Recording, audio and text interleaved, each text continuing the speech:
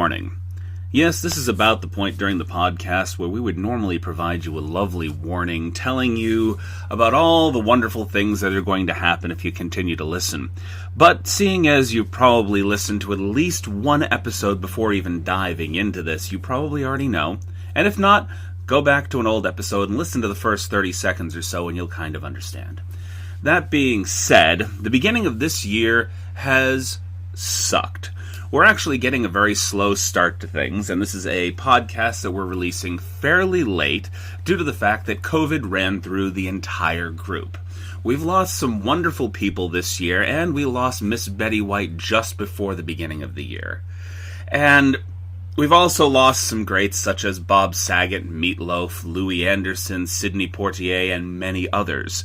So sit back for a few minutes and listen to this tribute podcast that we did for Betty White, and try not to begrudge us for not adding the warning to the beginning.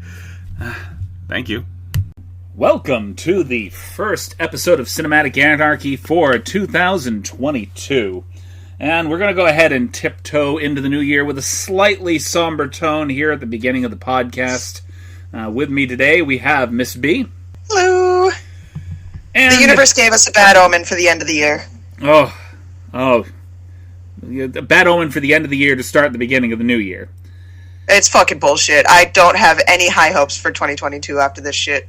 We are coming to you today on the weekend of the new year with a somber tone because of the passing of the legendary Miss Betty White shortly before her 100th birthday. 17 days.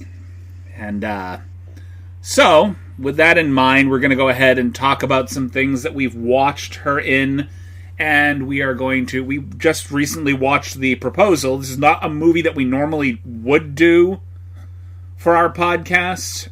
Yeah, but it's Betty fucking White, so... But, yes, because it is Betty White, we felt the need to dive into something of hers, and there's other things that I've seen her in that I think she's fucking hilarious. And it was the only thing that I could find that was free. Right. Lake Placid, not free. Actually, very tough to find, to be honest. Yeah. I was looking across even the rental sites, and I'm like, why is Lake Placid not here? Like, you have number 2, 3, 4, all the other Lake Placids, but the number 1, the Betty White one, why is that not there?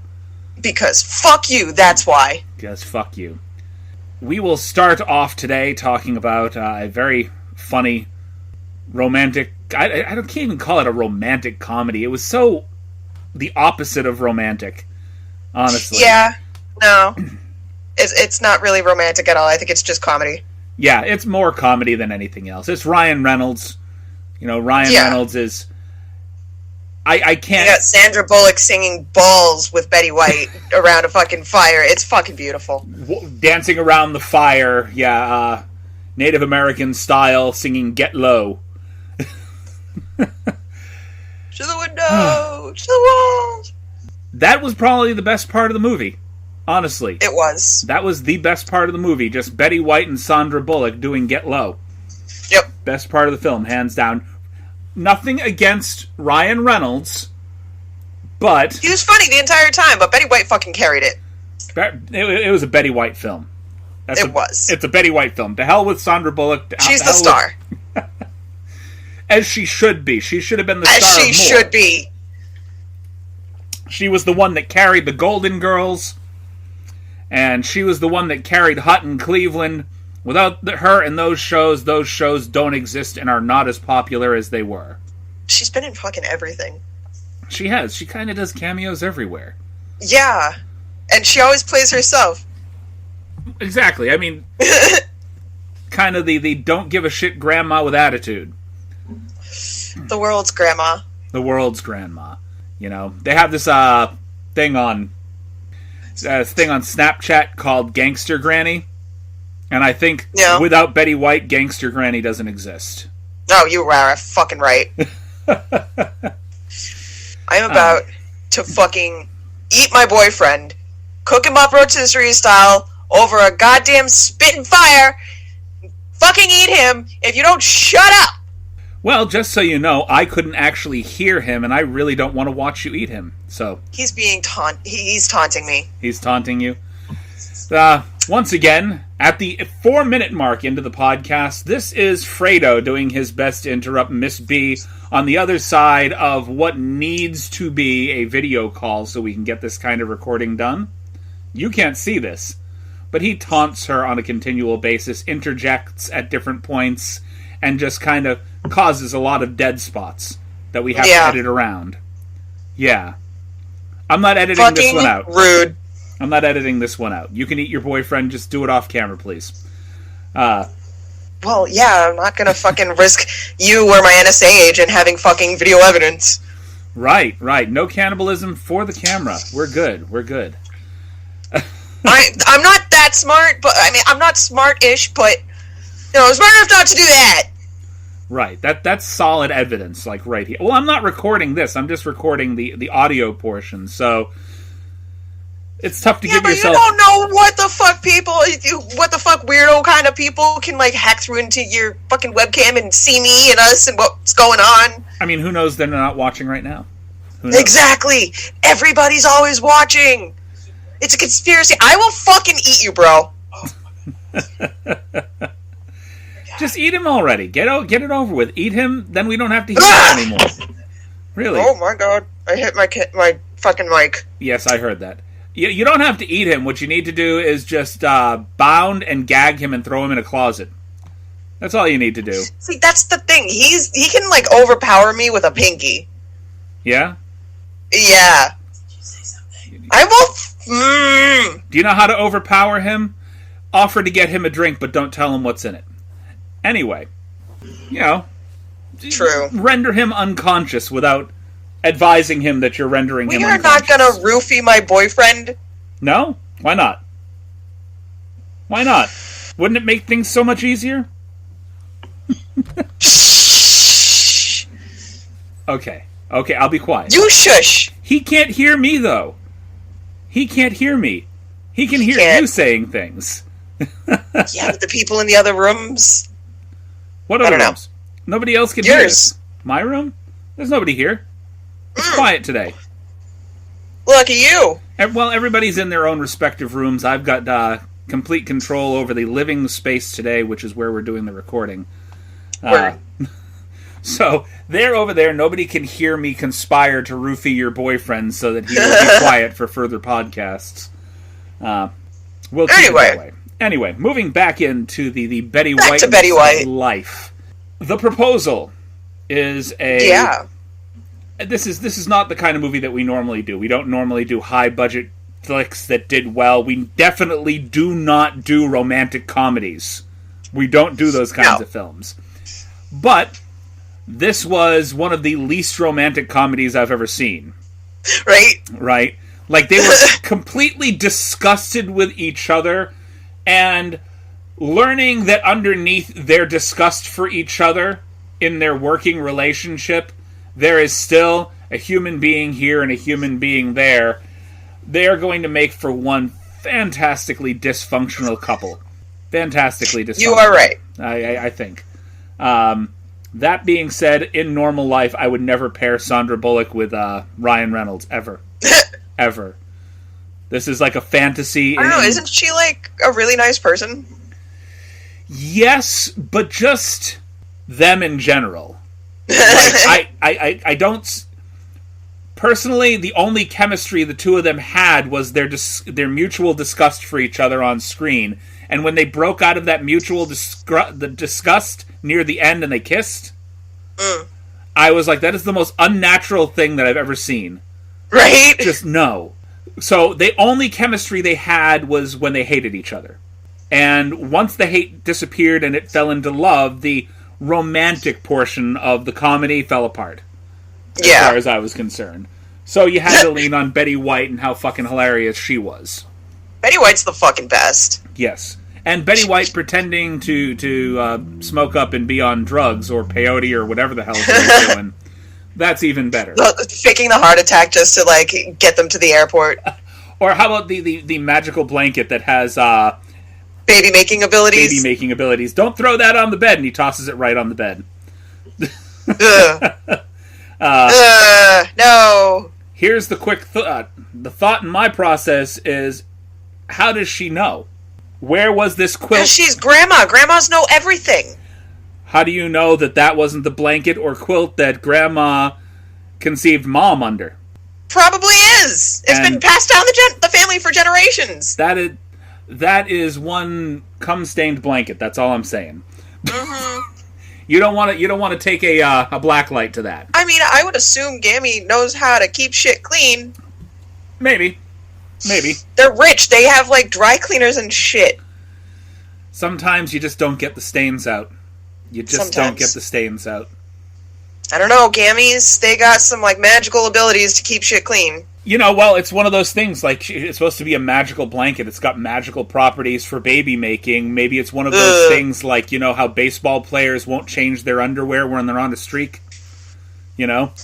You never know. You know, maybe... I don't want to think about that. Maybe cleaning the blanket takes away the magical properties. It's only up in the closet until somebody thinks they need to make a baby. And then they put it back away. They don't clean it. It just sits there. You never know.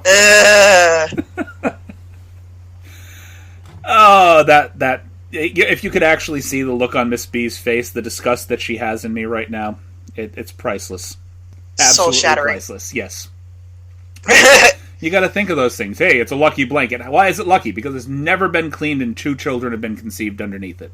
You know, it was a big family, too. It was a big family. It could have been more than one. Huge. Could have been more than one. Probably is. Probably all of them. It's just passed around the family as this weird, like, blanket of... Sex blanket. It's just a sex orgy blanket. Like, everybody has sex underneath No, this. moving on!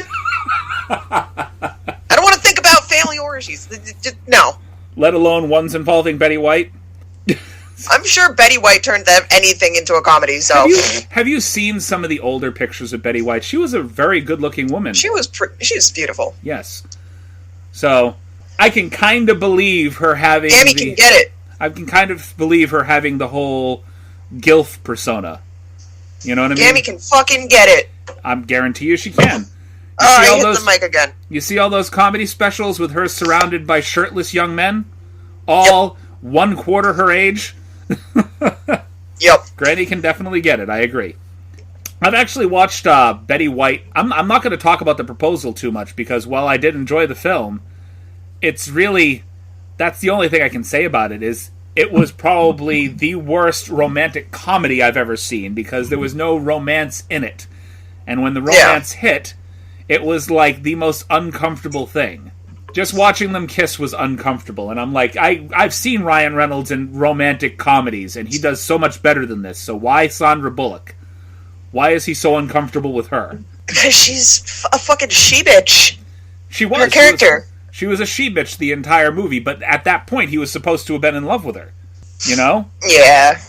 I don't know. So that uncomfortable kiss... you know, I think that uncomfortable kiss could have been avoided. Like, maybe they couldn't switch off the disgust that they had spent most of the movie kind of boiling up. Yeah. And then they kiss, and it's just, that's horrible. Ryan, don't do it. Oh, God. If you could have cast anybody else but Sandra Bullock in that film, who would you have cast? Opposite of Ryan Reynolds. Who do you think would have done it? Would there have been somebody that could have done a better job, or do you think we'd have to replace Ryan Reynolds with someone else? You know what? I think that you could have made the film a little easier if you took Ryan Reynolds out of the equation. As bad as that sounds, I like Ryan Reynolds, but if you had put somebody like a Gerard Butler across the way from her, or like, I don't know. I think Gerard Butler's the first guy that comes to mind. Even Hugh Jackman, if you had put him across the way from her in the film. But I would have replaced her with, like, Aubrey Plaza. Aubrey Plaza? Yeah. At that time, though, but Aubrey Plaza was very young at that time. Aubrey Plaza now. Yeah, Aubrey Plaza now. But back when that film came out, she was quite a bit younger. Yeah. You know who might have done well across the way from him? Kate Hudson. Yeah, might have done fairly well across the way from him, because she most of her movies she kind of gravitates between Meryl Streep. Meryl Streep. We're going to go for the cougar thing. Oh yeah. Yeah, I guess she could have done. Glenn Close, for that matter. Glenn Close would have been an interesting. But that would have brought a whole different dynamic to the movie. Like, completely different. Yeah, right? You could kind of believe the power struggle portion of it, too. Like, if the player, the person that was across from Ryan, was a little older. Like, her thinking she has power over him, but not quite understanding when the thing flips around. And he's like, no, wait a minute. You might get deported, and I might end up in jail for 5 years. I think I've got the power here now to negotiate.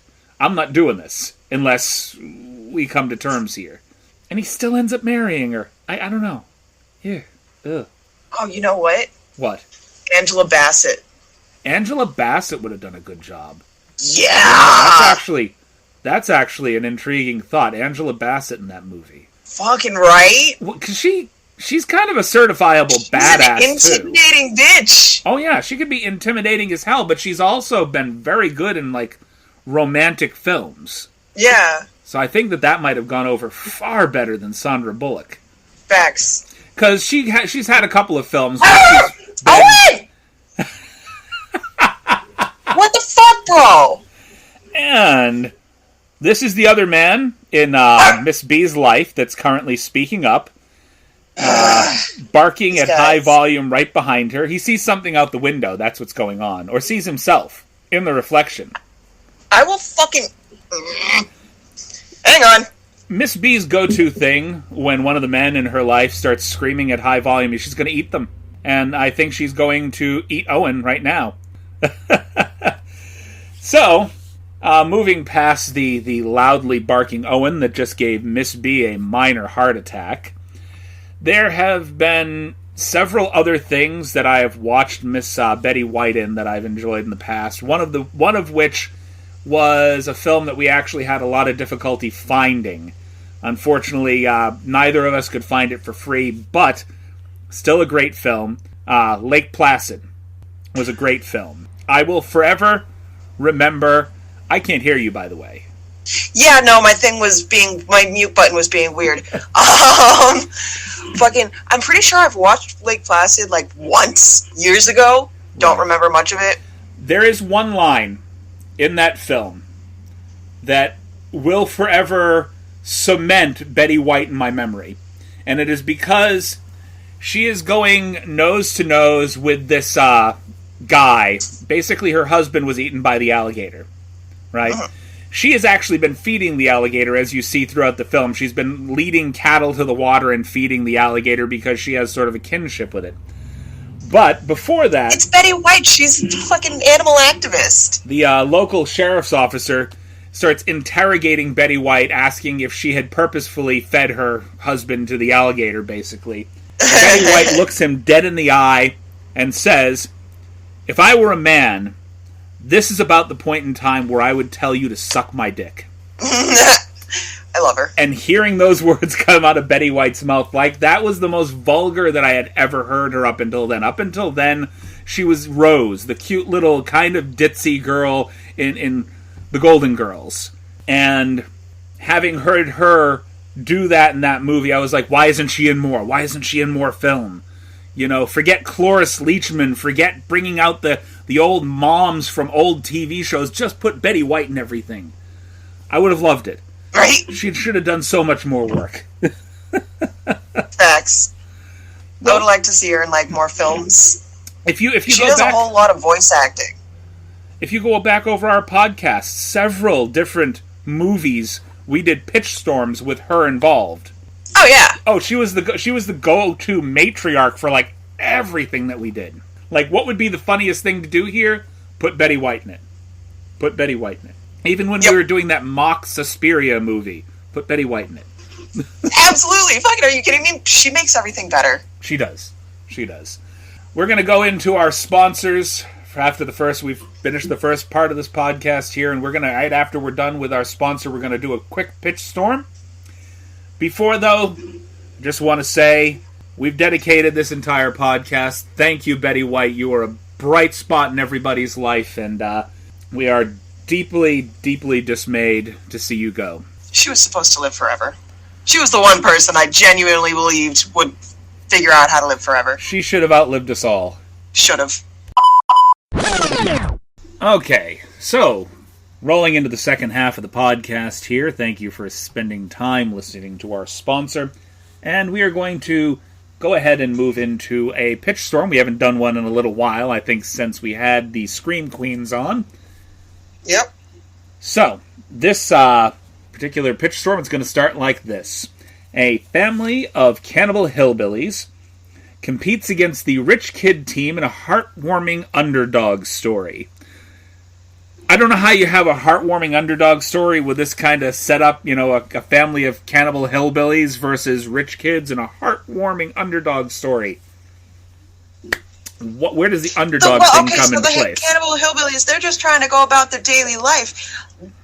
I want it to be on some, have you seen, what's that fucking Drew Barrymore zombie show? Oh, the Santa Clarita Diet? Yeah. I want it to be, whimsical like that. I feel, here's what we should do. We're talking a camp environment. The cannibal hillbillies, to maintain their cannibalistic lifestyle, invite children and parents to come to partake in sort of a camp thing. So the kids start at the camp, and they have a feeling that something's wrong. But they don't quite know what it is. It isn't until the Parents' Day happens that they fully realize what's happening. So basically the Parents' Day is going to be all of these every one of the children's, all of the children competing against one another in sort of track and field events, archery, so on and so forth. So you have the underprivileged kids who were invited, and you have the wealthy parents who actually paid to get their children in. Okay? Yeah. And the teams are divided exactly as so. So you have the parents that kind of got scholarships to bring these kids to this wealthy camp run by unbeknownst cannibals. And then you have these wealthy families who also bring their children there, but they're the ones paying the way for everybody, basically. So. What the fuck, Thomas? Oh my god. Okay. Just so everybody has an update, Thomas is doing Thomas thinks concerning. Thomas thinks, you guys know him as Viking. We call him Viking, but Thomas thinks that he's going to text us in the middle of recording, and we're not going to tell the entire fucking world what he just said. So, oh my god. That's terrible. Thomas texts, "My New Year's resolution is to get a penis pump." So, thank you, Thomas, for that okay, bro? Mental image. Didn't need it. It works very well along with the whole idea of Betty White, doesn't it? Thomas and a penis pump? Yeah. Betty White? Yeah, I guess. Maybe Betty White got him feeling a certain way. Who knows? Stop. Okay, we're moving on. Okay, so for the dad of the cannibals, I want Doug Jones. Grandma's Betty White. Mom is Toni Collette. Wait, stop. Stop for just one moment. Unlike most of our pitch storms, we had to wait 5 minutes for Miss B's boyfriend to cool his fucking jets and get some stuff out of his system. So we actually cast this for the most part before even starting. That's why she's able to just roll all this off, and I'm not debating her on half of it. Yeah, we already discussed this. So, go ahead with the basic cast. So, Grandma is going to be Betty White. The father is Doug Jones. Mother is Toni Collette. The older sister is Zoe Kazan, this chick from a show on Netflix called Clickbait. It's really good. Y'all should check it out. Is that's the movie, right? That what's his name was in? It's a show. Oh, it's a TV show. Wait, what are you talking about? Okay, so there's a TV show that's on Netflix. I thought there was also like a Clickbait movie that had like this guy who, after it got to a certain set of followers, he dies. Yeah, no, that's a show. It's a TV show. Okay. Continue on. Okay. I haven't actually seen it, so I have no idea.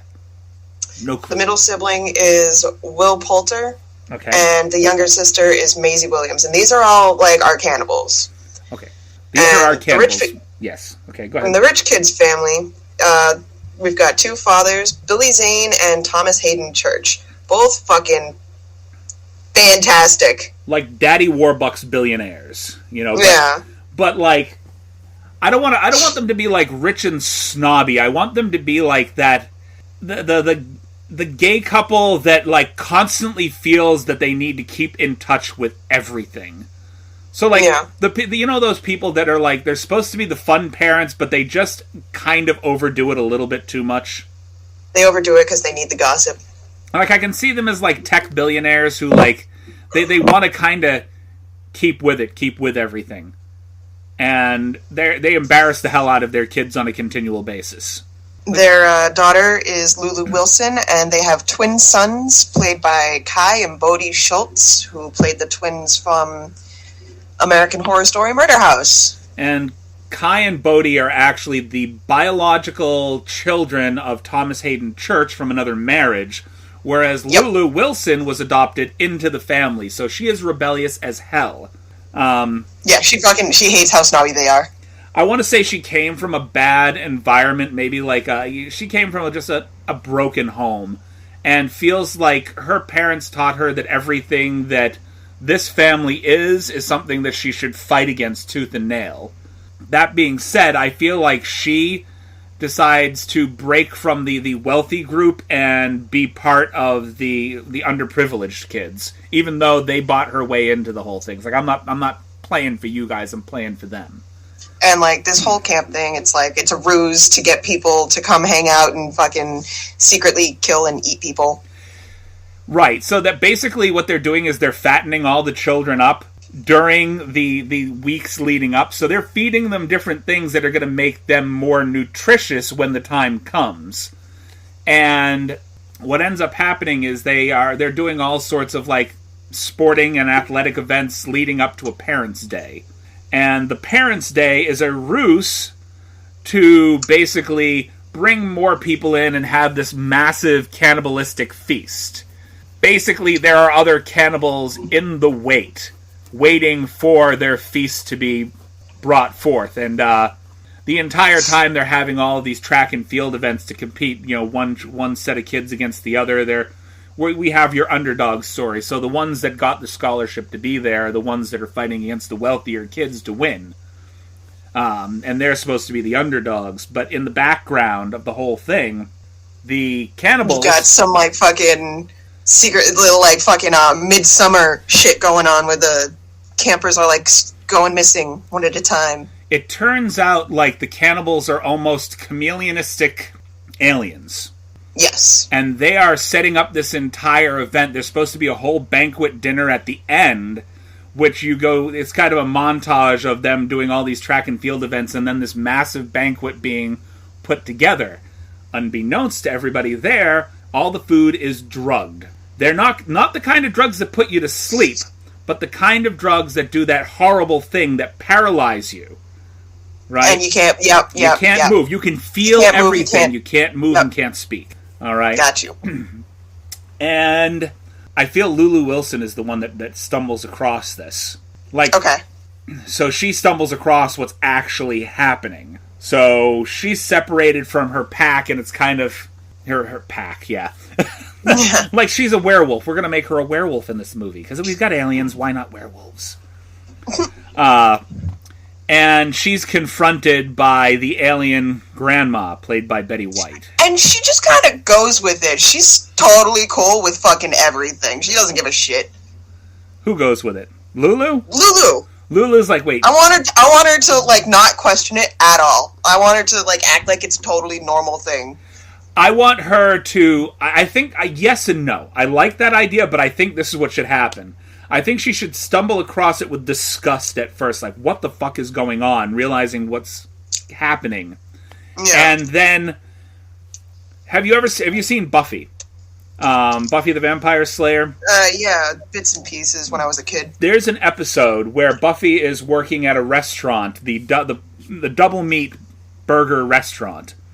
And it turns out that there is sort of an alien or a demon or whatever that's basically eating people and grinding them up into meat.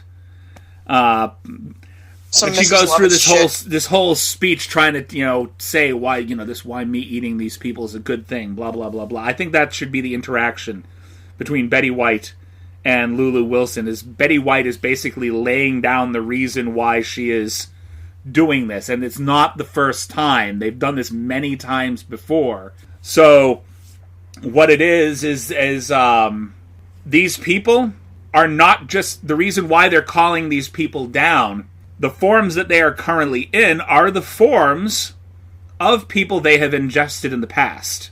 What's happening is their chameleonistic abilities only they got some work. curvy shit. They have to eat the person that they are going to basically emulate. And then they go out into the world. That's some fucking curvy shit, and I love it. Right, exactly. I'm going to eat you and take your powers. At first, Lulu fights against it.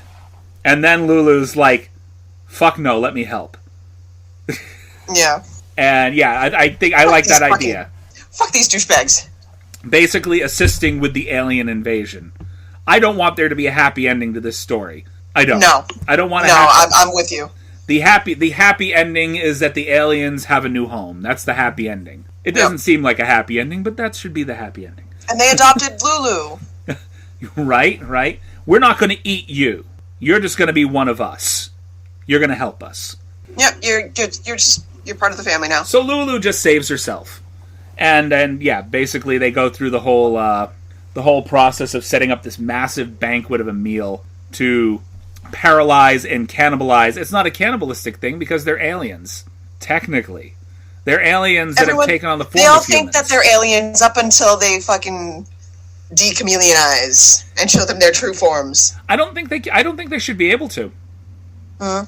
I think that this race, how they conquer, and even after they've done it to this planet, how they conquer other worlds is basically they eat and then take on the personas and abilities of the people that they've eaten. I want their faces to open up like the fucking Demogorgon from... That would be beautiful. I like that. Or like, oh god. You think we're cannibals, but really we're not. Or like the face of the worms from Tremors. Like where they just kind of... and this... I like that idea. Well, yeah, halfway in between. I like the Demogorgon thing. And they take on the humans' forms. The only thing is, after they're done with this planet, they need to move on and slowly invade another planet. So it just keeps moving on like that. Because I dig it. Other beings are their a primary source of food. They don't eat our food. You know, if one of them actually eats a cow, they turn into a cow. You know? So they live on a planet till they have completely and utterly exhausted the population, both animal, plant, and mineral, and then they move on. So they're completely, I don't know, is it parasitic? Would you call that parasitic? Codependent, maybe? Codependent. Like just something that just completely lays waste to everything living. Yeah. Viral. Whatever. They just completely lay waste to everything. That's how they conquer planets, and they because Lulu joined them and has decided to help them. That's the only reason she lives. She's like, I like it. Sort of like a if you can't beat them, join them kind of thing. And I think that Betty White having that cute little grandma, the cute little grandma giving the speech about why it's okay to eat everybody and everything. But how does Lulu become a cannibal after this? Does she become a cannibal? Like, does she eat along with everyone else? She doesn't need to. She has unlimited food supply now. The world's not starving. Well, I mean, eventually she wouldn't have an unlimited food supply, especially if... Yeah, food goes bad. But, I mean, do they think... I don't know, they wouldn't necessarily... I'm pretty sure they would understand... They're an advanced alien race. I'm sure they would understand that every species does not all eat the same thing. I wonder if they don't completely take us over. I wonder if they eat enough to kind of be the dominant population on the planet and then turn the humans into cattle. Yeah, we end up being the cows. Yep. And Lulu is just the one person that was smart enough to go, I'm not fighting this. It's going to happen anyway. You know? Almost like the Thing. The creatures in the Thing. You know, are we infected or are we not? I mean, we can just wait here. I don't think it's in our best interest to go out there. Let's just sit here and, let it be what it is. Just wait it out.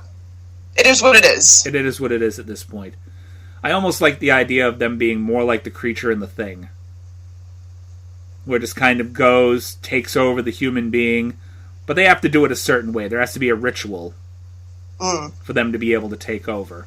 I think that still leads they gain the years of the creature they consume, the years they had left.